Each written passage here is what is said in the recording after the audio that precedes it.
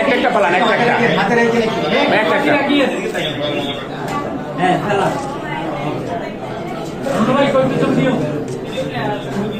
বিজয় চিহ্ন দেখান। গভীর শ্রদ্ধায় শুরু করছি জুলাই বিপ্লবের সকল শহীদদের, যাদের রক্তের উপর, যাদের শাহাদাতের উপর আজকে বাংলাদেশ ভোটাধিকার ফিরে পেয়েছে। সকাল থেকে আমি চট্টগ্রাম 11 সংসদীয় আসনের 37 নম্বর ওয়ার্ডের অন্তর্গত সব কয়টি কেন্দ্র পরিদর্শন করেছি। এটি আমার নিজের কেন্দ্র, আমার বাড়ি। এখানে আমি মাত্র আমার ভোটাধিকার প্রয়োগ করেছি। সবগুলো কেন্দ্রে শান্তিপূর্ণভাবে নির্বাচন হচ্ছে। তবে চট্টগ্রাম বন্দর কর্তৃপক্ষ উচ্চ বিদ্যালয়ে সেখানে আমার প্রতিদ্বন্দ্বী প্রার্থী ধানের শীষের পক্ষের লোকজন, এখানে কিছু সন্ত্রাসীরা জড়ো হয়েছে এবং তারা ভোটারদেরকে নির্দিষ্ট একটি পদ্ধতিতে এবং না ভোট দিতে অনেকটা প্ররোচিত করছে। এটি আমরা প্রশাসনকে জানিয়েছি, তারা যথাযথ ব্যবস্থা নেবে বলে আমাদেরকে আশ্বস্ত করেছেন। আশা করি এত করে তারা ব্যবস্থা নিয়েছে। এছাড়া সবগুলো কেন্দ্রে আমরা শান্তিপূর্ণভাবেই আমাদের ভোটারদের উপস্থিতি এবং তারা ভোট প্রয়োগ করছেন।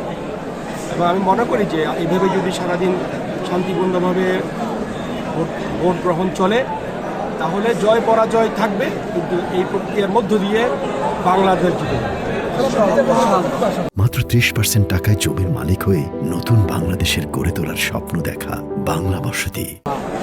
আমি চট্টগ্রাম 11 আসনে বিজয়ের ব্যাপারে আল্লাহর মেহেরবানিতে ইনশাআল্লাহ আমি শতভাগ আশাবাদী।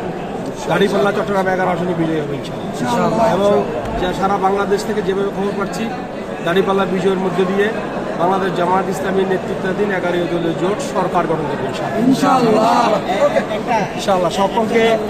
সকলকে মোবারকবাদ। আসলে আজকে মনে হচ্ছে আমরা আবার বাংলাদেশ ব্যাক করেছে, যে ভোটাধিকার আমাদের হরণ করা হয়েছিল সেই ভোটাধিকার আমরা আবার ফিরে পেয়েছি। এটি সবচেয়ে বড় পাওয়া। জনগণ তার পছন্দের প্রার্থীকে ইচ্ছে মতো যাকে ইচ্ছা তাকে ভোট দিতে পারছে। এটা আমি মনে করি যে বাংলাদেশ তার সঠিক পথ চলা এখন থেকে শুরু হবে এবং এই প্রক্রিয়ার মধ্য দিয়ে একটি টেকসই গণতন্ত্রের পথ চলা শুরু হবে। বিপ্লবের তরুণরাই কিন্তু আমাদেরকে বিজয় এনে দিয়েছে।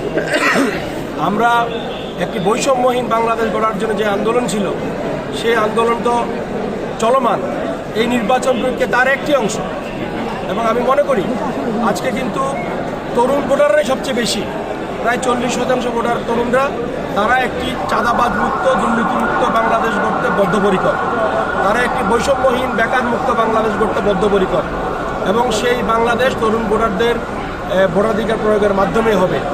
তাদের যে কাঙ্ক্ষিত পরিবর্তন, বাংলাদেশ বিশ্ব দরবারে একটি সমৃদ্ধশালী দেশ হিসেবে, মর্যাদাশালী রাষ্ট্র হিসেবে মাথা উঁচু করে দাঁড়াবে।